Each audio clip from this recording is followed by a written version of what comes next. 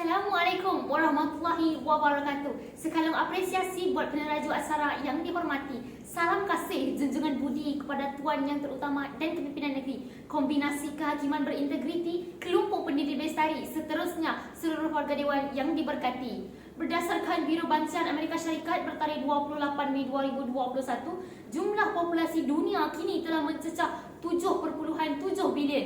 Tetapi, apa maknanya angka jika dunia terus bersengketa, manusia menderita kerana kerakusan kuasa yang disanang atas naratif kedaulatan dan kebebasan bersuara, sedangkan badai peperangan dan pergolakan terus melanda dan menggila. Impaknya, 16 juta rakyat Afrika Selatan menjadi mangsa kebuluran dan kekejaman oleh militan Daesh dan kumpulan Boko Haram. Di Malaysia, kita harus berbangga kerana mempunyai rakan berbilang bangsa, boleh ketawa dan makan semeja. Justru, yakin dan percayalah dengan maudud bicara yang berbunyi rukun negara sebagai prinsip perpaduan demi kejayaan dan kestabilan rakyat. Hadirin yang dimuliakan, rukun negara sebagai prinsip perpaduan demi kejayaan dan kestabilan rakyat membawa konotasi peri pentingnya kita mendukung 5 prinsip rukun negara, iaitu kepercayaan kepada Tuhan, kesetiaan kepada raja dan negara, keluhuran perlembagaan, kedaulatan undang-undang, serta kesopanan dan kesusilaan sebagai asas perpaduan demi kejayaan dan kesejahteraan bersama. Pengisiannya akan sama-sama kita teliti dalam 3 fasa penceritaan. Pertama, kisah kesetiaan kepada raja dan negara, tonggak perpaduan tunjang kesejahteraan bangsa. Hari ini, genap 64 tahun kita menyambut kemerdekaan, bermula dengan Yang di-Pertuan Agong pertama, Tuanku Abdul Rahman Ibni Almarhum Tuanku Muhammad, hingga kini Yang di-Pertuan Agong ke-16, Al-Sultan Abdullah Rakyatuddin Al-Mustafa Bilal-Shah, kita menumpahkan kesetiaan tidak berbelah bahagi kepada raja dan pembesar negeri. Perkara 38 perlembagaan kita hormati, prinsip rukun negara kita hayati, kontrak sosial kita sepakati.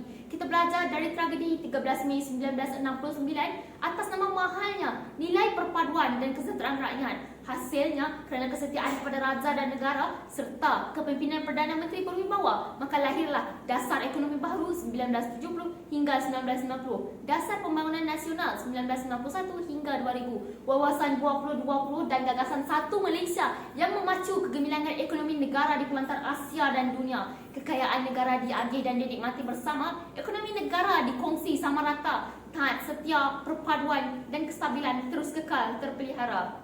Kedua, kisah raja dan rakyat berpisah tiada, kedamaian dan kemakmuran teguh terpelihara. Hikayat Salalatus Salatin pernah menceritakan kolerasi antara raja dan rakyat yang saling memerlukan bagai aur dengan tebing. Kata Tun Sri Lanang, rakyat itu umpama akar, raja itu umpama pohonnya. Jikalau tiada akar, nescaya pohon tidak akan dapat berdiri. Raja sebagai pelindung memenuhi aspirasi ke arah pembentukan bangsa Malaysia yang bangga menjadi warganya. Buktinya dalam sinar harian 17 April 2020, Yang di-Pertuan Agong Al-Sultan Abdullah Rakyatuddin Al-Mustafa Bilal-Shah mencemarduli meninjau sendiri pelaksanaan Perintah Kawalan Pergerakan fasa pertama di sekitar Kuala Lumpur. Keprihatinan baginda membantu mangsa kemalangan di Plaza Tun Max Putrajaya pada 8 November 2019 menjadi sebutan rakyat jelata dan mendapat 142,491 komen positif.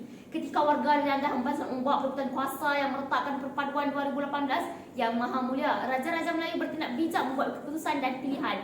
Malah, pengisytiharan proklamasi darurat bermula 14 Januari 2021 hingga 1 Ogos 2021 baginda berkenan demi menjaga kesihatan dan keselamatan rakyat jelata untuk membendung wabak COVID-19.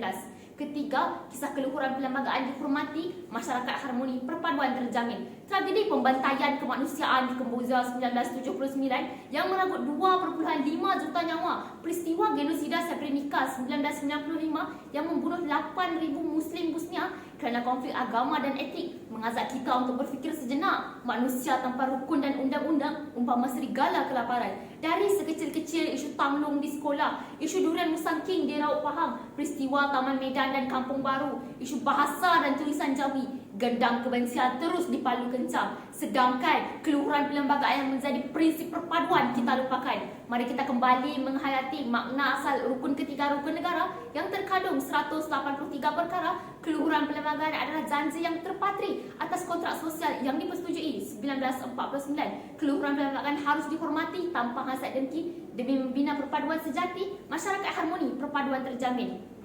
Konklusinya, sudah terang lagi bersuluh, kesetiaan kepada raja dan negara, keluhuran perlembagaan dan penghayatan rukun negara adalah signifikan bagi membentuk perpaduan, kestabilan rakyat dan kerajaan berdaulat. Kerana tanpa amalan dan penghayatan, rukun negara akan menjadi secebis dokumen yang tidak bermakna. Sekian, terima kasih.